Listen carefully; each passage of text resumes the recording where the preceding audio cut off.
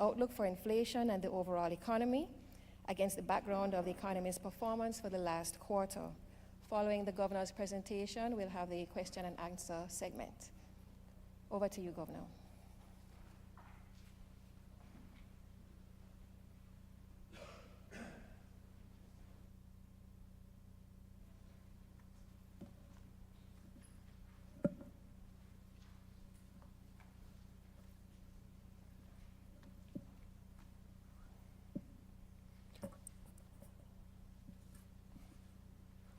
So good morning and welcome to our quarterly monetary policy report press conference. We're pleased to be conducting this press conference in Montego Bay and will later today engage in discussions with key stakeholders in the northwestern region of the island. Bank of Jamaica recognizes that its policies and operations affect various stakeholders differently. We're therefore committed to maintaining an outreach program that gives voice to a wide cross-section of stakeholders. Of course, you know that in Kingston, we maintain an active engagement with various private sector groups, including the banking community, for which we have supervisory oversight.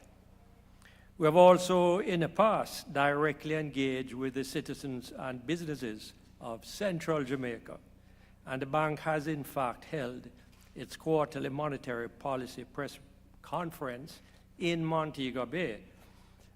We did it the last time in May 2017. Too long ago, I would say. I will now speak on the bank's monetary policy, the MPC's recent decision, and outline some of the considerations that led to that decision. The bank's Monetary Policy Committee met on the 16th and 19th of August and announced its decision yesterday to continue a gradual easing of its monetary policy stance.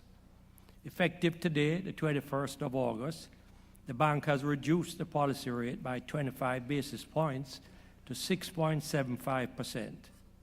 We will also continue to gradually reduce BOJ's absorption of liquidity from DTIs through our open market operations, and will continue to strive to preserve the stability in the foreign exchange market.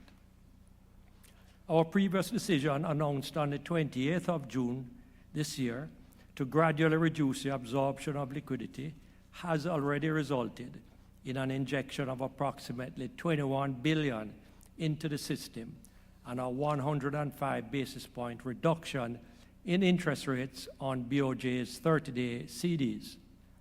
As a consequence, Treasury bill rates fell by between 20 basis points and 72 basis points over the same period. The decision to further ease the monetary policy stance reflects the committee's view that headline inflation is becoming more anchored in the bank's target range of 4 to 6%. While there will be an uptick in headline inflation over the next 3 to 5 months, August, December, caused by the impact of Hurricane Beryl, this uptick we consider to be temporary. The committee also noted that economic conditions are generally supportive of low, stable, and predictable inflation in the future. I'll now briefly discuss the recent inflation data and its outlook and the economic conditions underpinning them. Last week, Statin reported that Jamaica's annual headline inflation at July 2024 was 5.1%. This outturn was even below the bank's most recent forecast and represents the 5th consecutive month in which inflation fell within the bank's target range. One measure of core inflation that excludes prices of agricultural food products and fuel prices from the CPI was 4.5% at July 2024, representing a progressive lowering of underlying inflation since the start of 2024. The MPC notes that, as stated by the government's domestic fiscal policy, they intend to address the post-hurricane recovery efforts by utilizing existing savings and insurance, and by reprioritizing its expenditure envelope. In this context, the MPC is of the view that fiscal policy will continue to pose no risk to inflation over the near term. In addition, the lagged impact of the bank's relatively tight monetary policy position also continues to have an impact on the economy going forward. Against this background, domestic demand conditions are moderating, as reflected in selected sectors of the economy and in easing wage pressures. Real GDP for the March 2024 quarter grew by 1.4%, which was lower than the growth for the December 2023 quarter. And there are signs that economic growth slowed further in the June 2024 quarter. When the underlying direction of economic activity and the impact of hurricane in July are taken into account, GDP for the September 2024 quarter is projected to contract when compared with the September 2023 quarter. Against the background of the lower economic growth, the net flow of new domestic currency loans to the private sector for the June 2024 quarter was lower than the flows in both the March 2024 and the June 2023 quarters. The net flow of loans is, of course, the difference between total disbursements and repayments. A reduction in loan disbursements to the business sector was a principal factor behind the fall in net flows and was consistent with a continued tightening of credit terms offered by the banking sector. By almost all measures, inflation expectations in Jamaica appear to be on a consistent downward path.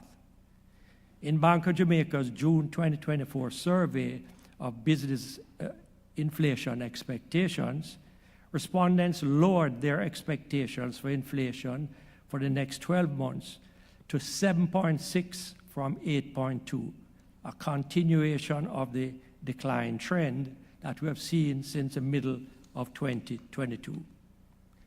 The measure of inflation expectations is an important barometer of future price changes, as these expectations affect the way businesses and consumers approach their decisions to either set their prices or demand wage adjustments. Expectations about the exchange rate depreciation have also fallen appreciably, as reflected in the pricings in financial markets, as well as responses to survey questions. As a result, the dollarization of deposits in the commercial banks, that is, how much of these deposits are held in US dollars, has fallen noticeably over the past 25 months. At the current level of slightly less than 40%, dollarization is tracking below its pre-pandemic level. The exchange rate has been fairly stable, depreciating by only 1.4% on a year-over basis at August 12, 2024. The bank has maintained an appropriate presence in the foreign exchange market, which has supported the stability in the market. The surplus of the current account of the balance of payments for December 2023 quarter, as well as a positive outlook for the balance of payments over the next year, underpins the relatively strong flows in the foreign exchange market and the relative stability in the exchange rate. Bank of Jamaica sold US $966 million via the B-Fixed facility over the 12 months to the end of July 2024. When these sales are set against BOJ purchases, the result is that the bank net purchased approximately US $1.3 billion over the period, resulting in net international reserves of US $5.1 billion at the end of July 2024. 2024. The bank will continue to act to ensure orderly movements in the exchange rate. The domestic price level has also been favorably supported by some international commodity prices, as well as by the continued reduction in inflation in the United States.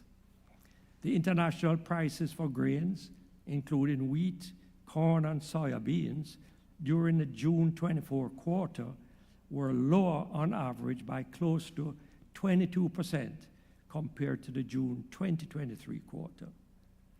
Inflation in the U.S. fell to 2.9% at July 2024 from 3.2% a year earlier and from 9.1% at July 2022. For Jamaica, lower grains prices and lower inflation in the U.S. reduced the pace of increase in imported costs and increased the likelihood of a reduction in interest rates in the U.S., all of which benefit our economy. Energy and shipping prices have, however, fluctuated, and we will need to keep a keen watch on this issue going forward. I think it's appropriate to start the discussion of the inflation forecast with an observation of the passage of Hurricane Beryl. As you are aware, Jamaica's resilience was tested by the passage of the hurricane in July. It impacted the island on the 3rd of July as a Category 4 storm with maximum wind speeds of 230 kilometers per hour. Infrastructure damage to schools, roads, electrical networks, and telecommunication systems is estimated to be very significant. Preliminary estimates of the damage and loss to the agriculture and fisheries sector is 5.7 billion, which is 0.2% of GDP. Crops in the traditional farming parishes such as St. Elizabeth, Manchester, Trelawney, St. Anne, and Clarendon were the most severely impacted. The tourism sector was also negatively impacted by a 4-day closure of Jamaica's international airports in the wake of the hurricane and the consequential temporary cessation of travel to the island.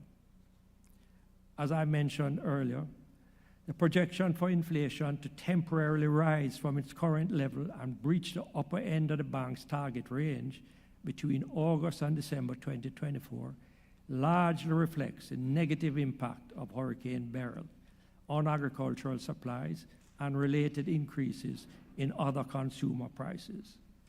Following this shock, inflation is projected to return to the target range shortly after the December 2024 quarter.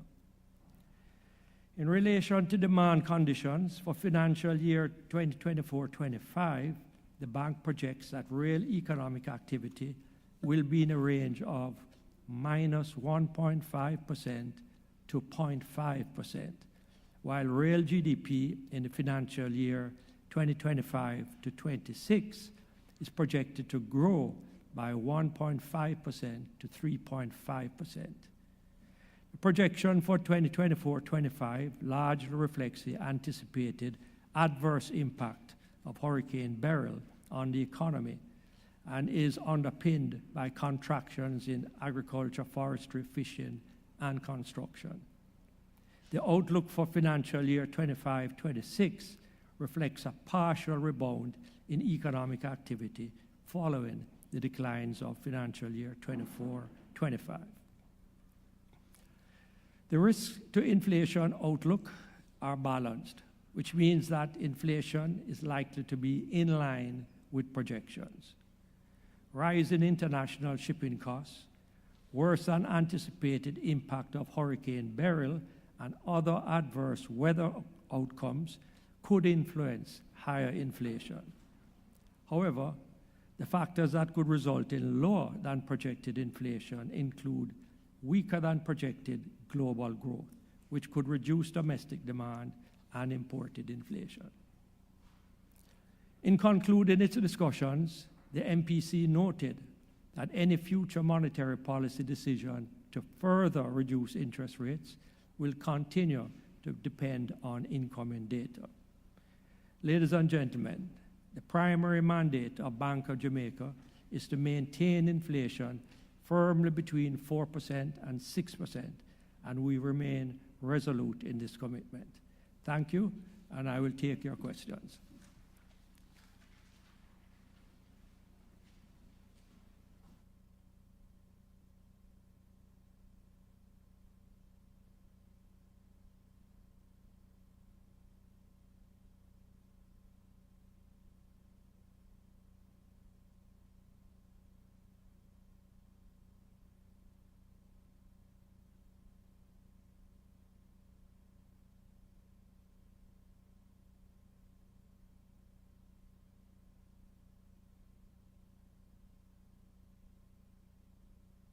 Might be playing in the food price increases that are expected to send inflation above the target range over the next 5 months?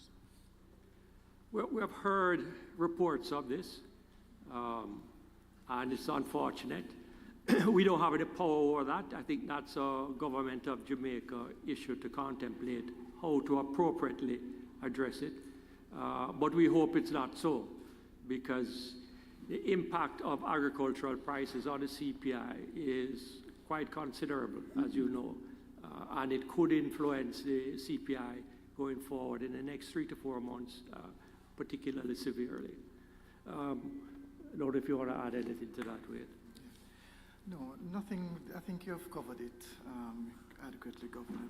The key thing is to ensure that the consumer and the public has sufficient information about price movements across the country, and this is why we support the work of agencies such as the Consumer Affairs Commission, who surveys these prices.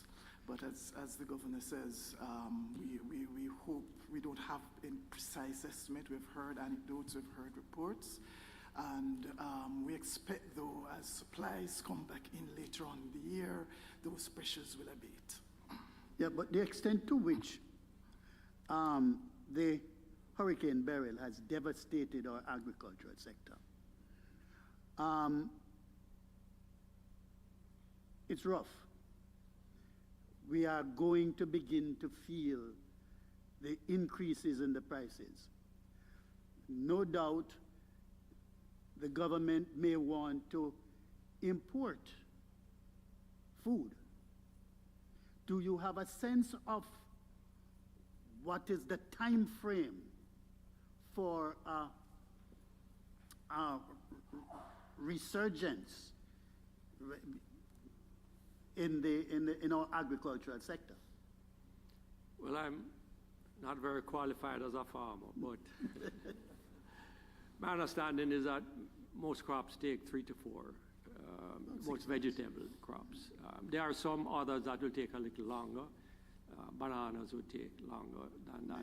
And to the extent that yam crops were destroyed, takes a little longer too. And the imports is an answer that could be implemented. I know it has some complications because you have to be very careful about how much and what impact that has on farmers when their production comes back on stream. So timing of it and control of it is important. But it certainly is an answer that I would hope could be pursued. Okay, one more foodful question.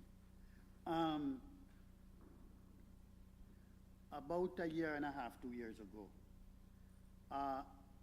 CARICOM heads made a determination that they are going to, they have put in place a policy whereby they're reducing imports, agricultural imports into the region by 25% by 2025. I don't know how much this has impacted what the Bank of Jamaica's projections are. Certainly, I have not heard the minister speaking to this, and I don't know the extent to which this has been put forward as a policy in Jamaica, in as much as all the other member states are working towards that? Food sufficiency is, of course, a positive thing, and we would support it. It needs to be efficiently done, though, so that it doesn't itself contribute too much to inflation. And that means it needs to be done in a pretty scientific and modern way. That is in greenhouses with the appropriate technology applied. However, I must tell you that when a hurricane comes, not even that form of agriculture will survive. I know of a gentleman who has a large greenhouse operation near to Kingston, Caymanas area, and total devastation. He had to cut plastic to let the breeze flow through. And once you do that, all the disease, even if the plants are not totally destroyed, the house is diseased. And you have to clear it all out, start all over again. So hurricanes, disasters like that don't have an easy solution. But I am very much in support of us striving for greater food sufficiency. Okay, that's... Thank you for that response, Governor. The next question is online from Stephen Jackson. Was the reduction in interest rates to spur economic activity within the context of an expectant GDP loss for this fiscal year? GDP. Well, I think the reduction in interest rates is a signal.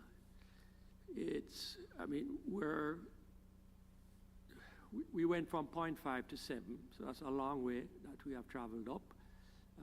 And a reduction of 0.25 is the beginning, we hope, of better times ahead when we can reduce rates in the future. May not be to the 0.5, but certainly that it will come down. So I think we should interpret this as a cautious signal that we intend to loosen policy further in the future if conditions remain as positive as they are. Will it impact GDP? I don't know that 25 basis points will. I doubt it. But as I say, business people can say to themselves when they are making decisions that, well, interest rates generally in Jamaica are on the way down, barring unforeseen circumstances. And therefore, they can start to put in place forward-looking plans. Thank you, Governor. The next question is from Siobhan Campbell. Member of Parliament Lisa Hanna is questioning the fairness of the vastly different prices offered to commercial banks buying and selling foreign currency compared to the average Jamaican, a difference on average of more than 20 Jamaican dollars. Can you explain to the Jamaican people why there is this disparity in rates?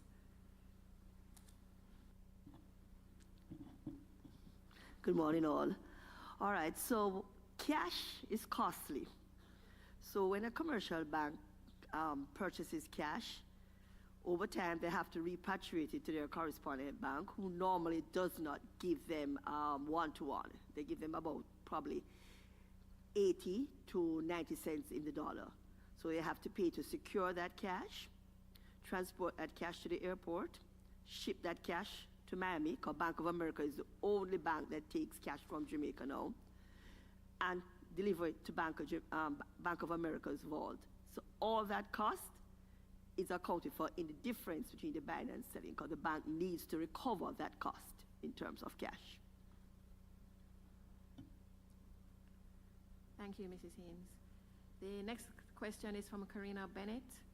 How does Bank of Jamaica respond to criticism that it waited too long to start reducing interest rates, given the slowdown in economic activity that started from earlier this year? I have to speak on it after, but I would say that the slowdown in economic activity, remember, data comes in a lagged way. I mean, in the business community, people may sense it. You know, my store is not selling as much. But that's just anecdotal.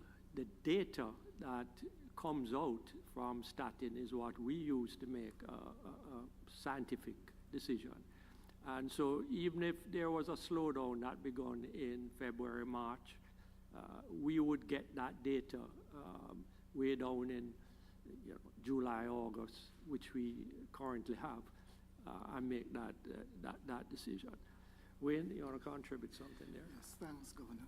Well, first of all, I should remind you that, as we had said a couple quarters ago, we wanted to look at a number of indicators as they come in. Some of these include what actual inflation was doing, where inflation expectations were going, as well as the strength of the domestic economy.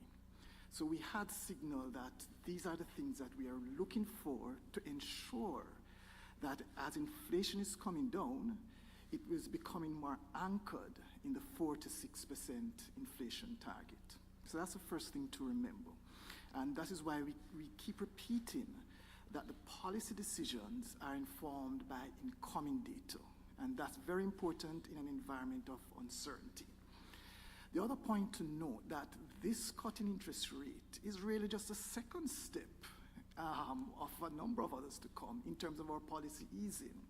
Recall at the last decision, we actually started the process of easing monetary policy. Remember, we have applied a three-pronged approach to monetary policy. One, adjustments in the policy rate, which is how we actually signal as to where we want interest rates to go. We have also tightened liquidity, and we're also very proactive. Based on the signals that we were seeing at the previous monetary policy round of assessment, we realized that things were lining up quite nicely. So we began at that point to ease the amount of liquidity that we were taking out of the system. And as the governor indicated in his press briefing, we injected about 20 billion into the system, and we have begun to see money market rates to ease. We are now just following up on that to make another adjustment, a second step in terms of signaling more clearly and more definitively how we want interest rates to trend. And can I just add, the objective of tightening monetary policy is to slow the economy. That is a way in which you squeeze inflation out. So the fact that the tightening has caused some economic slowdown, to us is the outcome that we are looking for, to say, okay, the transmission system has begun to work. Let's look and see what all the other data that Wayne spoke about, how is that shaping up, and then make up our minds as to whether it is the right time to now ease. But the point is, you can't cure inflation without squeezing the economy. It's the same thing in the United States. The Fed is there watching unemployment, watching economic growth. They want to see economic growth slow a bit. They want to see unemployment rise a bit. At that point of inflection is when consideration can be given to where interest rates go, because at that point they know the transmission system is working. Thank you for the fulsome explanation, gentlemen. The next question is from Stephen Jackson. Does BOJ expect the negative growth to equate to a two-quarter recession?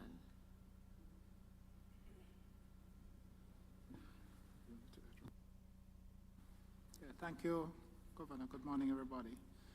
No, the negative growth that we are estimating for the September quarter is more the outcome of the impact of the hurricane than the underlying weakness that has been evident in selected sectors of the economy. So just for clarity, we've been seeing where for several quarters the construction sector has been reflecting negative growth. This is a result of a number of factors, but we accept that tight credit conditions have played a role in that area. More recently, we've seen where manufacturing has posted some declines. That is an area of interest that we are watching, and we are assuming for now that that will be temporary, but of course we will continue to evaluate I think as well we need to look carefully at the tourism sector, and we look forward to our discussions with the sector this afternoon because we've seen some weakening in arrivals in certain ports. We want to better understand that.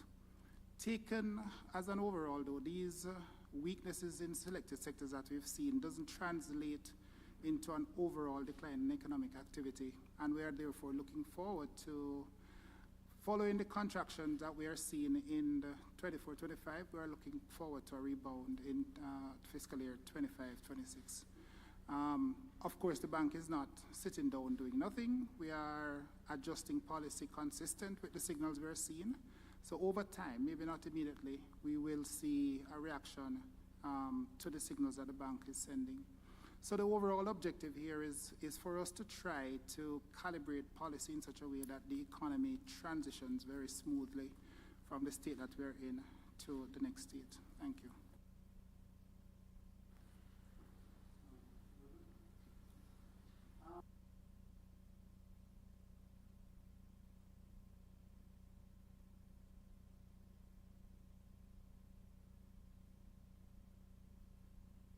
To say that you believe it will have very little impact on the inflation rate? What we watch is the fiscal balance. And to the extent that the fiscal balance is positive, which means that the government is taking more in, whether through taxes, fees, duties, than they are paying out into the economy, means that they are performing a contractionary,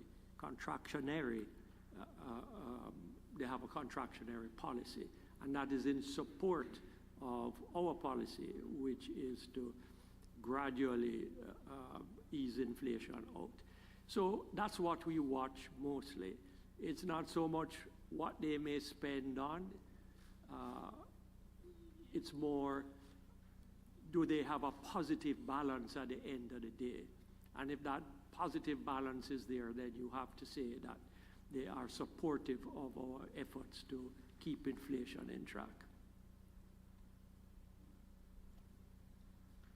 So if they don't spend on X but spend on Y, to us at the Bank of Jamaica, the fact that they have spent more is fine.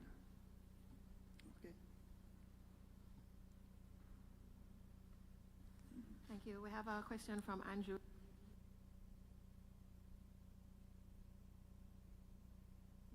To reduce rates, what is the likelihood that this rate cut is premature and could backfire? I guess they're referring in particular to the Fed. Yeah. You know, we started to raise rates 6 months before the Fed. Because our calculation of our data required us to move. And our calculation of our data today requires or indicates that we can ease. And that is the basis on which we have made that decision. So without looking over our shoulder at the Fed or any other central bank, the data that we have says we can start to ease. And that's the primary basis on which we make a decision. I would point out that some central banks, some large central banks, have made cuts in the past. Canada in particular, ECB, but Canada for sure. Also, you know, the general expectation is that the Fed will move in September. Who really knows? You know, the market in the United States feels that it is September. Others feel December, but we'll see. The fact is that they are on the edge of making a decision about easing. And so long as nothing really unforeseen occurs, we're likely to see easing very shortly. On the other side, Governor, Justin Scott from OR today. On the other side of Lady's question, you just mentioned too that the Bank of Canada, the European Central Bank, they started reducing rates from about June. Do you believe that you could have followed suit from your last decision? No, as I said, we don't watch them. We watch, because they are watching their data and are watching ours. And we are watching our data, and it is our assessment that this is the most appropriate time to ease. But in June, as Wayne did say, we did start easing. And I don't think we appreciate what that means, you know. When the Bank of Jamaica holds up its hand and says, I will pay you 12% to leave money with me, what do you think happens? All of the financial institutions rush to the Bank of Jamaica and put their money with us. Smart individuals do that too. So all of a sudden, Bank of Jamaica has a swollen vault of money. When I say vault, I don't mean literally. And the institutions don't have that to lend again. So what that is doing is tightening up the system even more, because once it's in our vault, it's not available to the public. So when we say we are going to drop those rates by 100 basis points, in fact, our CDs went from nearly 12 to 8. A little bit under 9, right? That means a lot of money that would have come to us doesn't come to us. And some that was with us decides to leave us. 20 billion of it. And what that does is push down treasury bill rates. And in the money market, you find that rates have also subsided. So rates have started to come down already from June. And the policy rate is really, of 25 basis points, is, as I said before, really a signal. In of itself is not such a material thing. A bank that has a deposit with us earning 7% yesterday is not likely to move that out in a rush because it went to 6.75. But what it does, it says to the banks and to the business community, that is the trend, the direction of things. So get ready. So that's how I see it. Just a follow-up, Governor. The Federal Reserves, there is indication that they'll be reducing rates at least another 3 times for the rest of the year. And since the BOJ takes some amount of direction from the Fed in some sense, do we anticipate that the BOJ will be reducing rates even further for the rest of the year? I want you to withdraw. We don't take any directions from the Fed. All right, you take suggestion. No, we don't take any suggestions from the Fed. But let me put it to you this way. In the global financial world, right, money moves in a logical way. And if you can have a really good rate in Jamaica compared to the Fed, money will stay here. Your money and other people's money stay here. To the extent that the Fed has a very good rate and we don't have as attractive a rate, money may go that direction. So incidentally, after we have taken our decision as to what's the best path for Jamaica given our data, we will glance to the side and see, well, what does the Fed plan to do, or what have they done? But the substance and the fundamentals of our decision is determined by our data. We're only really concerned to the extent the gap between the Fed and ourselves is not sufficient so that people may be interested in moving capital.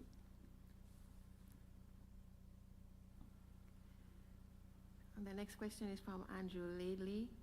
Can the BOJ give an idea of the impact that high electricity rates being experienced by consumers is likely to have on the inflation outlook in the coming months? Electricity rates. Well, I'm going to ask Robert to comment in a minute, but I would say that that is very unfortunate to consumers. What it will do is put a lot of pressure on them. Hopefully, it's temporary. What I understand is the case is that, we have a very large generator that sits on a barge outside of Clarendon there at Rocky Point, I believe it is. So this is a ship. And when the hurricane category 4 is coming along, rather than keep the ship right there, they moved it out to sea. So that meant that LNG supplies to JPS ceased. So cut it off, take the ship out, let the hurricane pass, bring the ship back in, connect. And in that period, they had to run on heavy fuel oil or diesel. They had to buy a lot of power from third-party generators, and that tends to be the most expensive form of energy. And that has pumped up the cost to the consumer, because their cost is passed right through to the consumer. Now, I presume they have hooked up back, and we are back on the LNG supply, and I expect to see that rates will come down somewhat. Robert is more knowledgeable on this than I, so I'm going to ask him to comment. Although he's from Montego Bay, but he knows something about Clarendon and LNG. I have nothing to add. That is extremely comprehensive. But the bottom line is it's supposed to be temporary. Thank you, gentlemen. The next question is from Stephen Jackson. If only Bank of America accepts cash from Jamaica at 80 cents on the dollar, is not that the definition of a monopoly hold on an economy and making us poorer per transaction? There are hundreds of banks in the USA. Why doesn't the regulator, BOJ, seek to attract more correspondent banks? All right, who asked the question? Stephen Jackson. Stephen, the concept of derisking. There was a time when all correspondent banks took cash from Jamaica. So happens that with derisking, most of the banks, in terms of mitigating risks that they saw for the region for cash, stopped taking cash. BOA, the last man standing, we just have to take it. It's either that or we don't accept cash in Jamaica. So the trade-off is to accept this cash and sell it to BOA. Now, don't quote me. I said between 80 to 90s. So maybe depends on the institution. So it's not a fixed 80 cents in the dollar. But de-risking is really the answer to it. That's why no other bank will take cash from Jamaica. Yeah. Just to follow up and to tie together, this is part of the reason why we have expended extremely long hours to ensure that we got off the gray list, which we managed to accomplish a few weeks ago. Because it's when the economy, when the jurisdiction is on some of these lists that we become less attractive to correspondent banks, particularly in the United States. So that long road to rebuilding those relationships will have to start.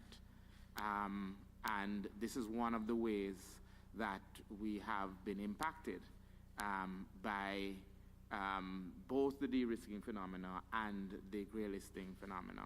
So those relationships have to be rebuilt.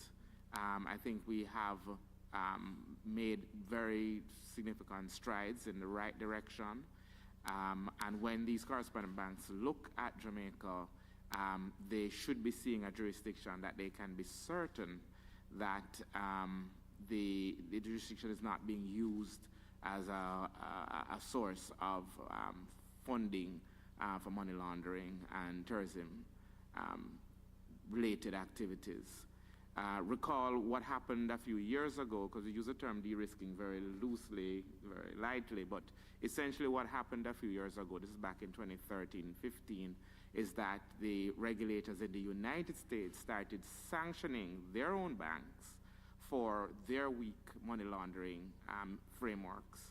And so these banks in the United States and other jurisdictions, UK, Canada, started to become more restrictive with who they were doing business with outside of the United States, Canada, and the UK, and therefore started closing accounts. And so that's how we have ended up with having one correspondent bank that's dealing with cash Of course, there are multiple correspondent banks that deal with other aspects.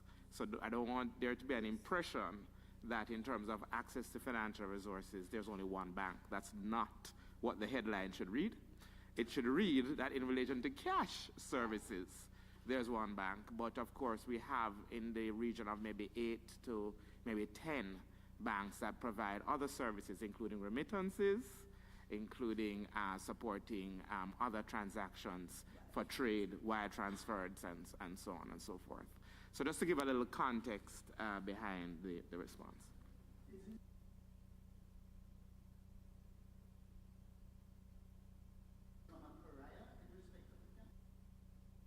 You've asked a very good question. Cash is anonymous.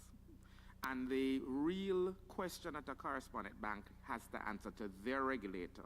So to be clear, a bank, a federal bank in the United States has to answer, a federally regulated bank in the United States has to answer to their regulator, where did the cash come from? And who lodged the cash?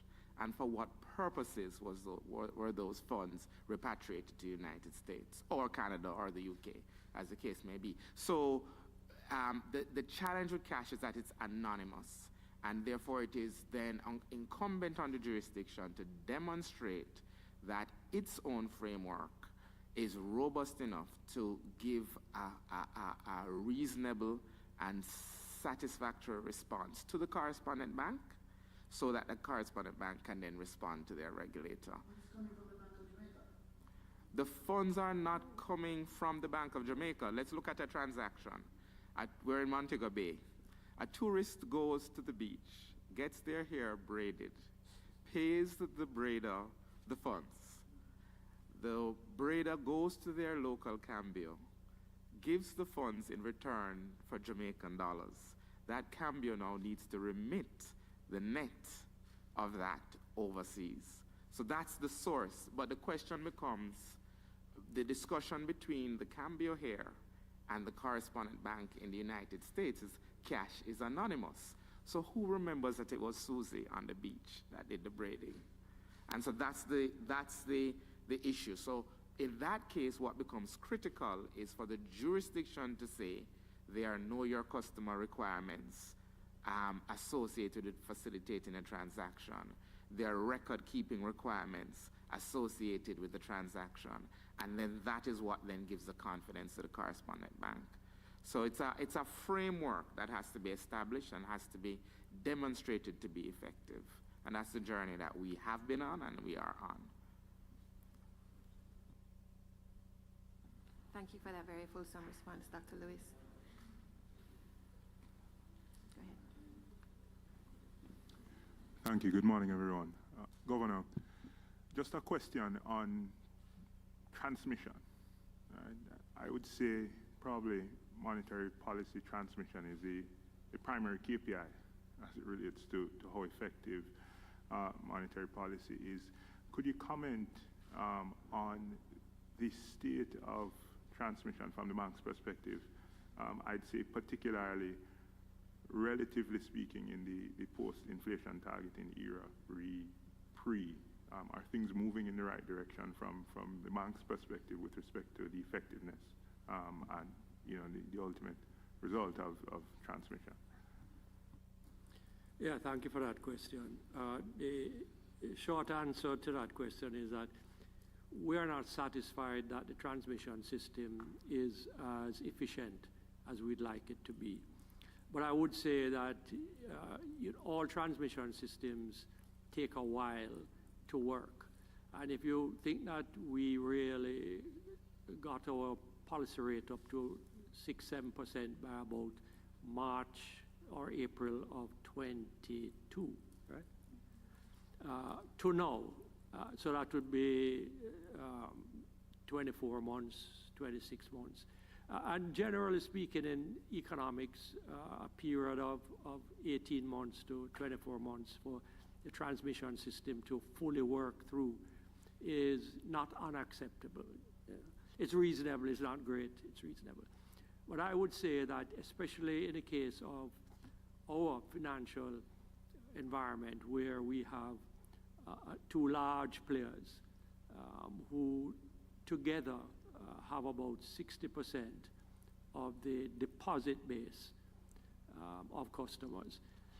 It becomes harder for the competition in the sector to help the transmission system. If you have a large store of fairly cheap savings that are not susceptible to price changes, you can weather the high interest rate environment better than other institutions whose depositors are more savvy and more rigorous in desiring a good rate. Part of the reason why, and I say part of the reason why these institutions have this dominant position is historic. They have been around for, in one case, over 100 years. Maybe both of them been here more than 100 years. And so they have tradition. Their mother, their grandmother, when they were in high school, they were recruited to these institutions.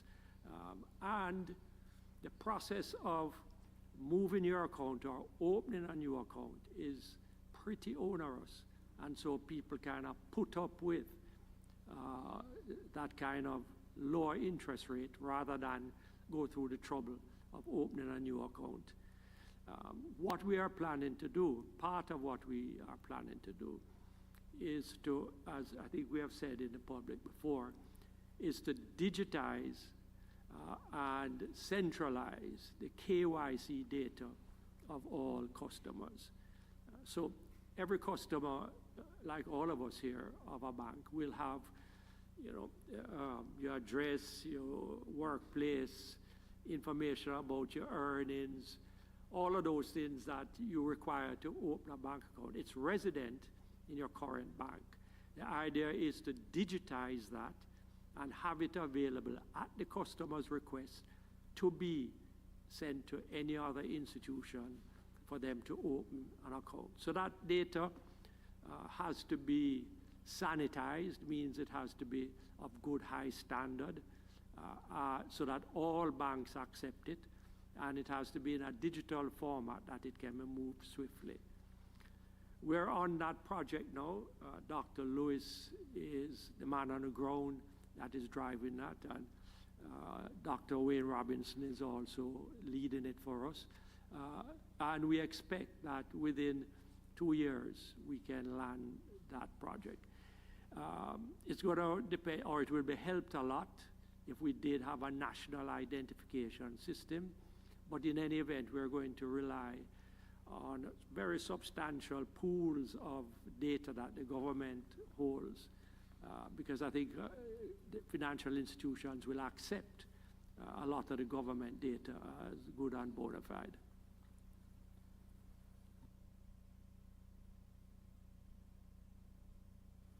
Thank you, Governor.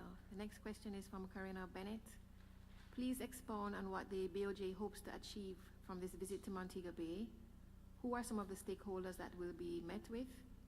And are there plans to increase press briefings held in the city? Well, we're happy to be in the second largest city of Jamaica. We're enjoying ourselves, although there's a lot of work to be done. But Montego Bay has a very large constituency, an important constituency of players in the economy. And I think it's just appropriate that we come here, not just to speak as we are now, but to hear from them what is their experience in the tourism business, the BPO business, and in commerce generally. So it's in recognition of the need for Bank of Jamaica to listen as well as speak. So we've been to Mandeville before, and we intend to take some of these events out into the rest of the country in the near future. So Montego Bay is a first step in that direction. I think that's a point that I'll make in my luncheon. Kingston is not Jamaica. Good slogan. Huntley, would you like to add to that?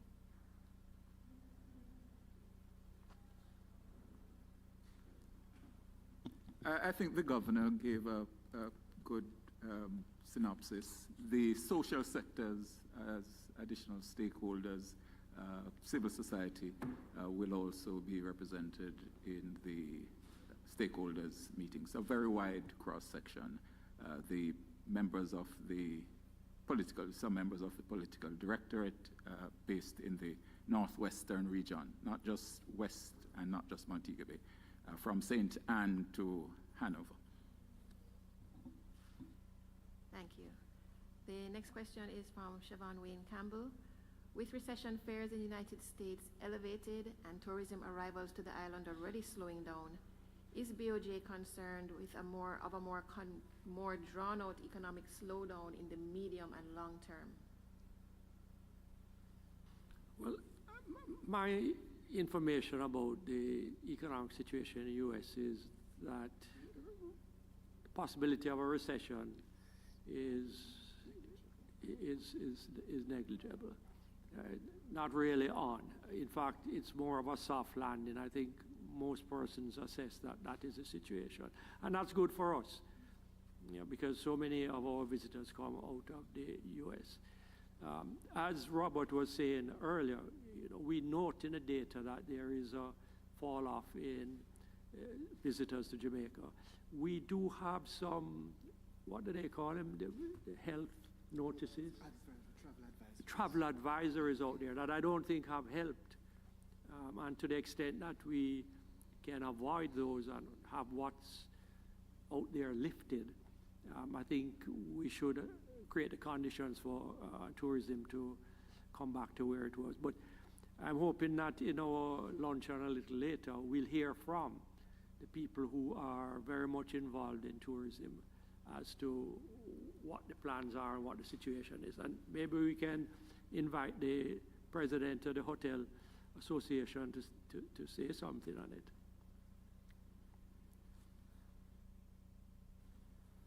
Thank you, Governor. Good morning, everyone. The peril didn't help, and we lost a very important week of tourism because it was a holiday, July 4th holiday. But we have recovered. We haven't recovered to 2023 because I think that was an exceptional year, but we're definitely back to where we were, which is our benchmark of 2019. The travel advisories, as the governor said, did not, and this was the travel advisor that came out in January, that was highly publicized, and it really put a damper on tourism, which we're now seeing. But the travel advisory that has come out now is a lot softer. The language is softer, and we're working through the issues to mitigate that travel advisory to a level 2. We're hoping that by next quarter, we will see improvement in what that travel advisory looks like. So if you look at where we were a year ago to where we are now, we've moved out a little far away. We're optimistic that the rest of the year will be good, but pessimistic that it won't be as great as 2023. Thank you. Thank you, Mr. Russell. The next question is from David Rose. What is the BOJ's latest update on its push to have amendments for Twin Peaks and the special resolution regime?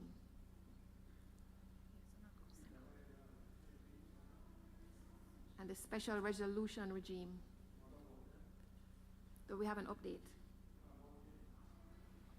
Well, we're constantly working on the Twin Peaks concept, both in terms of creating the legislation as well as in practice.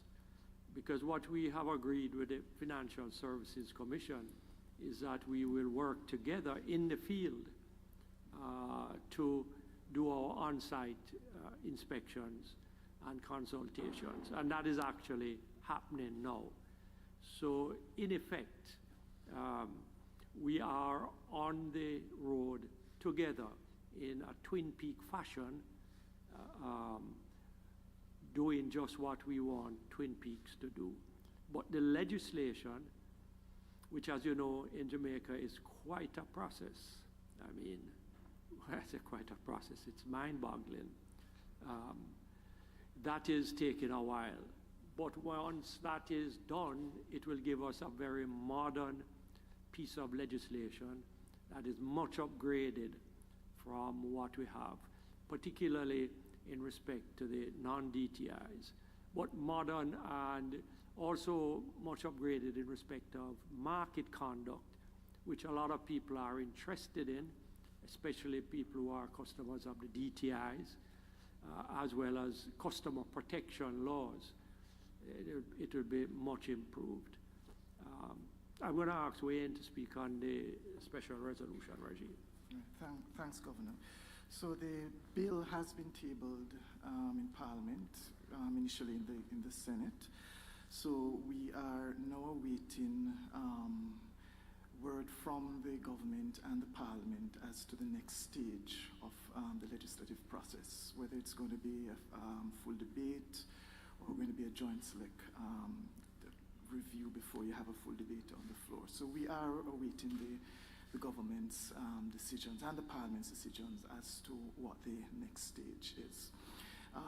What I would say, though, although the bill is quite voluminous, having been tabled in Parliament, it is a public document, and we hope that persons will take some time to peruse it, and we welcome any comments and feedback on it. Thanks, Dr. Robinson. The next question is, has the BOJ seen a meaningful uptick in CD auction sizes under $1 million following the recent minimum subscription change to $100,000? The simple answer is yes. Yes. Overall may not change, because what customers would do is go through their primary dealers to purchase it on a custodial basis, since they didn't meet the minimum bid size of $1 million before. Now that it has been lower, they come in on their own, because they're allowed to do that once they have an account in JamClear CSD. So the answer is yes. Thank you, Mrs. Haynes. Next question, the BOJ's ABM standards has seen banks seek to step up their game.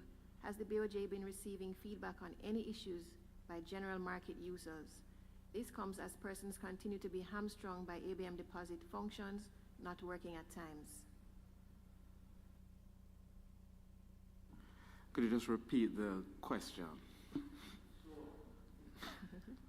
The BOJ's ABM standards has seen banks seek to step up their game. Has the BOJ been receiving feedback on any issues by general market users?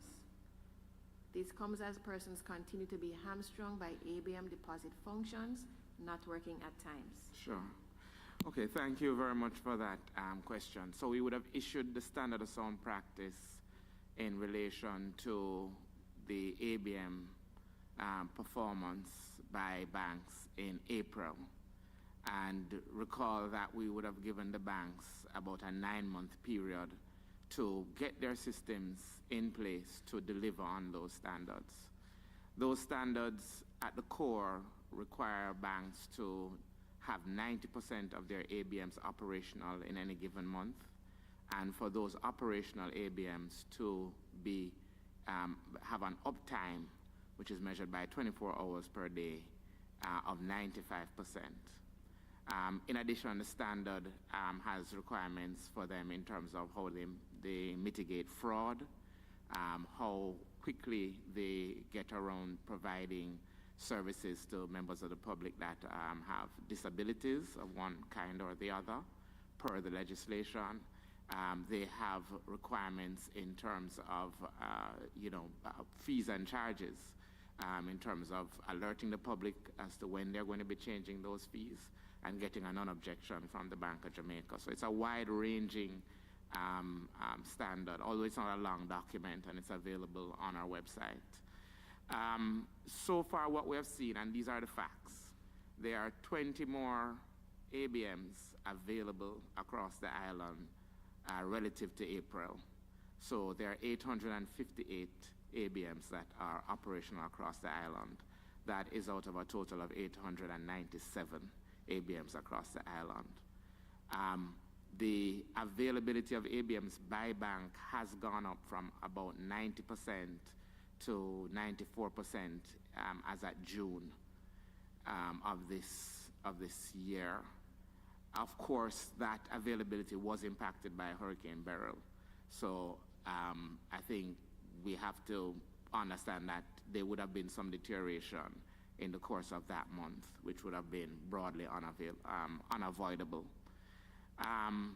In terms of the uptime, we're seeing not as much as improvement in the uptime as we would have liked, but in terms of recovery time, it has gone from 5.5 hours to 3 hours. Still not to the 1 hour that we're requiring for urban areas and 3 hours for rural areas, but it's heading in the right direction. So I think in the grand scheme of things, I understand that members of the public would still be dissatisfied with the level of service because it hasn't reached the standards that we have set out. But we're still in the process of the transition period. And so I would ask persons to, if they still have challenges, to write to us, let us know the specific areas that they're having challenges with. We have an email address at the bank, customer.complaints@boj.org.jm.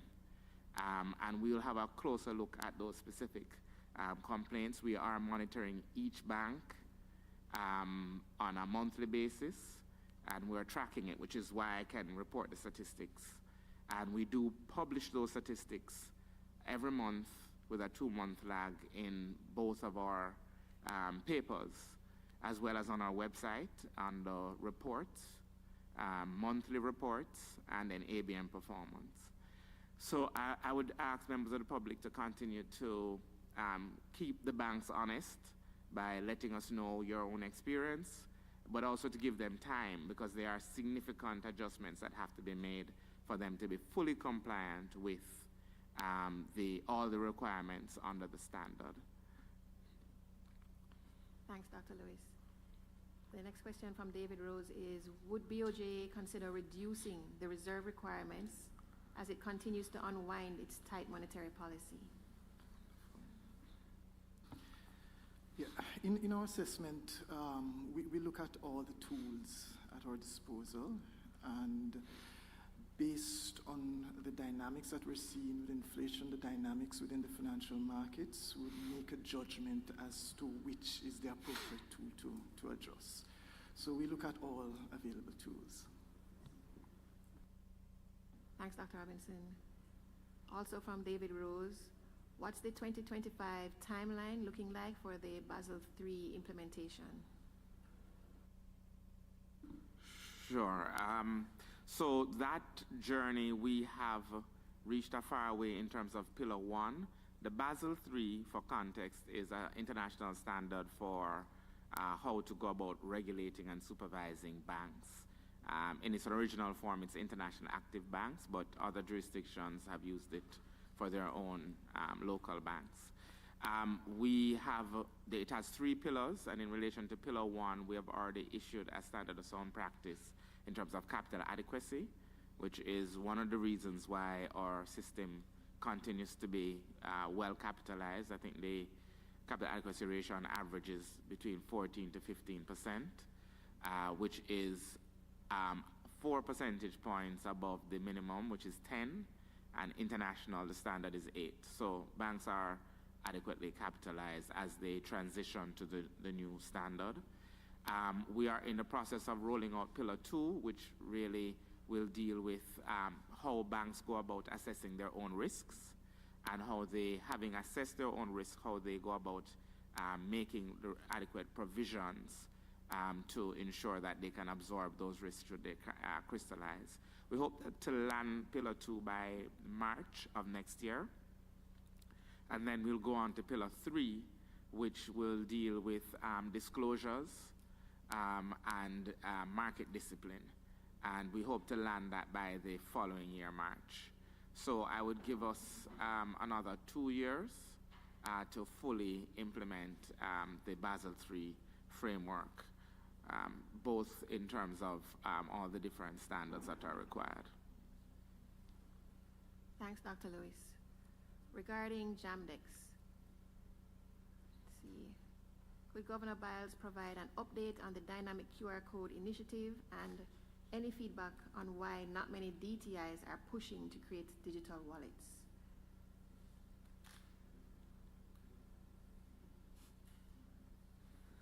So let me address the QR code issue. The dynamic QR code was implemented to allow persons to use Jamdex at point-of-sale machines.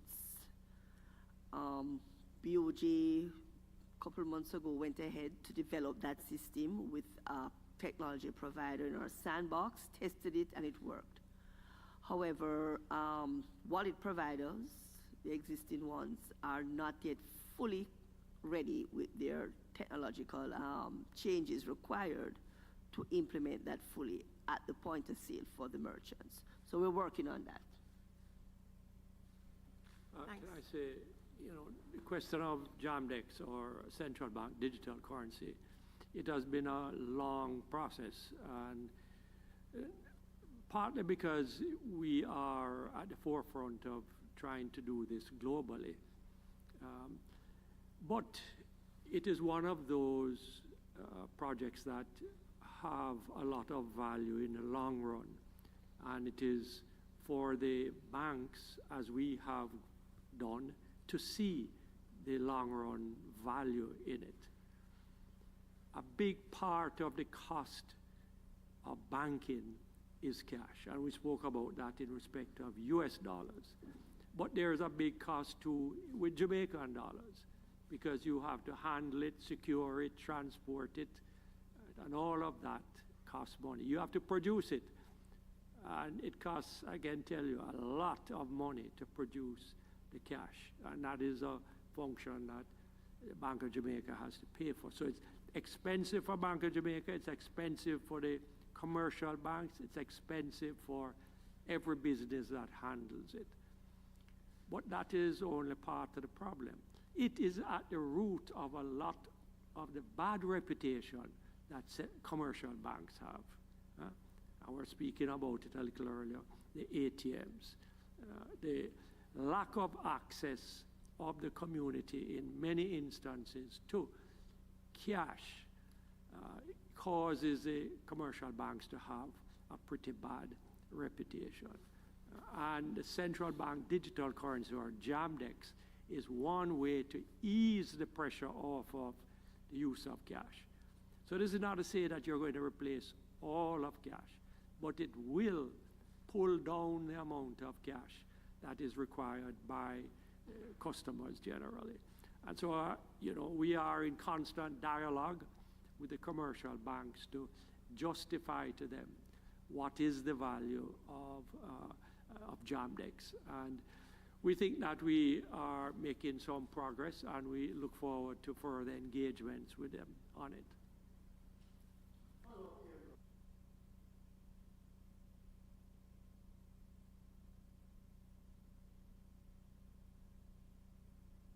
Moved as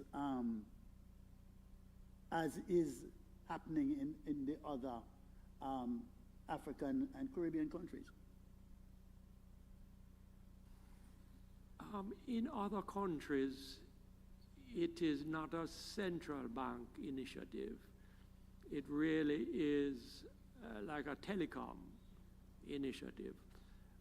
And they do it and earn significant fees for doing it. So maybe the lesson out of that is, one, fees are important for the institutions to be motivated, and two, that the convenience of it, however, even with a fee, is such that the population gravitates to it. And so a lot of those countries are very successful in it. And I think that we should adopt those lessons here. And we at the central bank are open-minded on the issue of fees. We don't want it to be onerous, but I would say that we are prepared to sit and discuss that. And I think that the banks need to be open-minded too with the experience of countries like what you have pointed us to, that it can be very successful and the take-up rate can be great.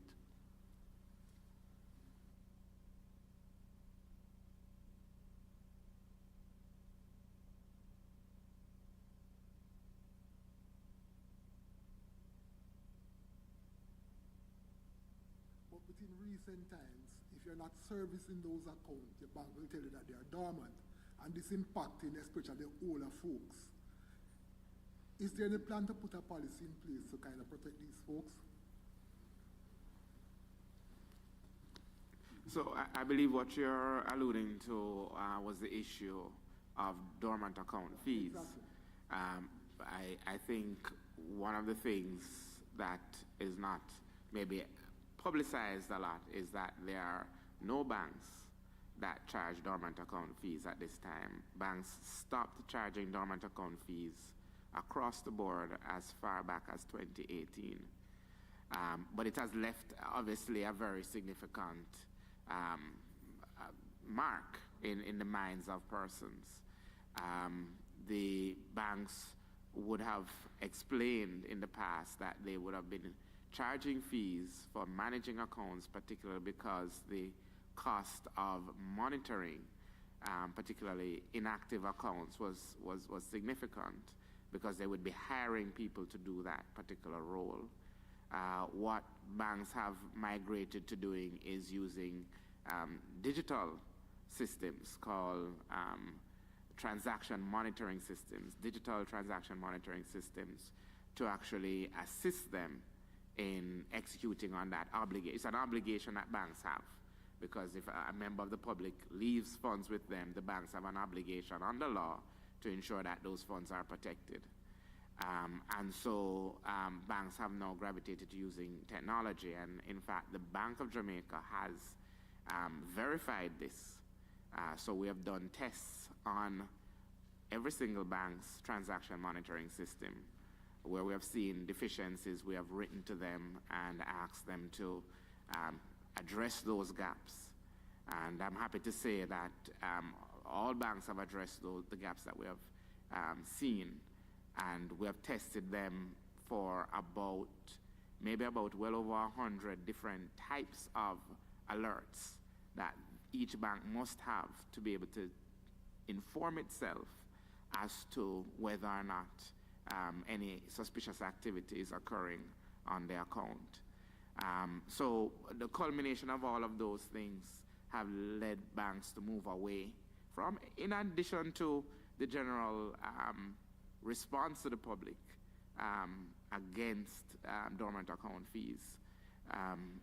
Those would have culminated in banks moving away from that particular practice, and so we don't have that there. Banks, I want to reiterate that banks are a place where the license allows them to collect monies from members of the public. Members of the public can save their funds there and do so. We have quite significant sources of wealth across banks in the form of deposits. And banks have an obligation to ensure that when members of the public want back their funds, those funds are available to them immediately if it is a savings account.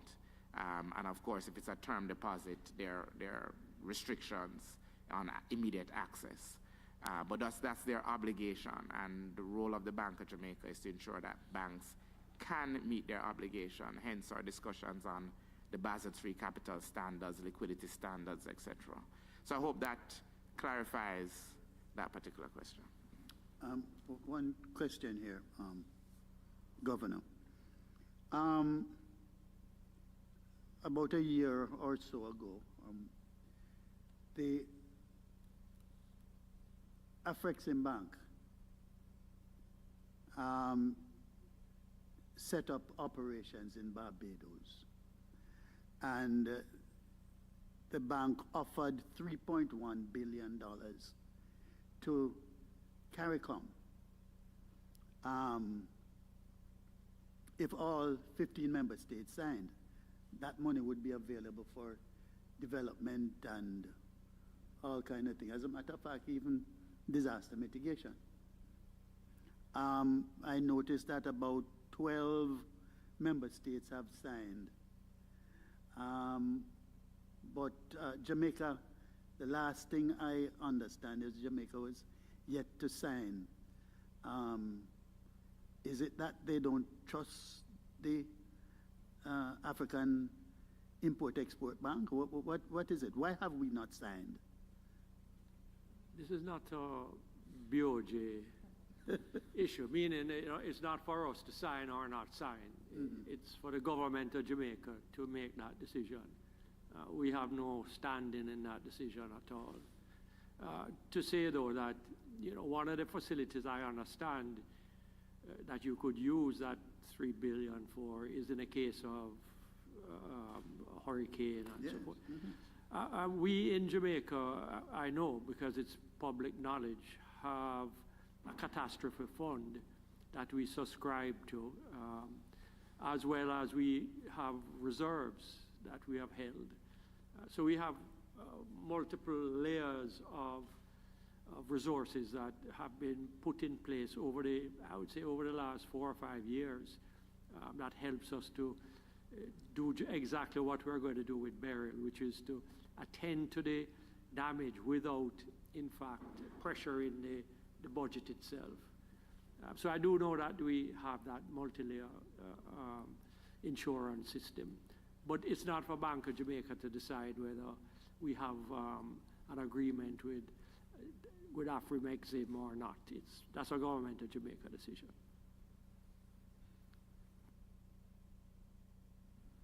Thank you for that response, Governor. And with that, we will end the press conference. We'd like to thank you all for participating, for joining us here, and for your questions. And we wish you a good rest of your day. Thank you.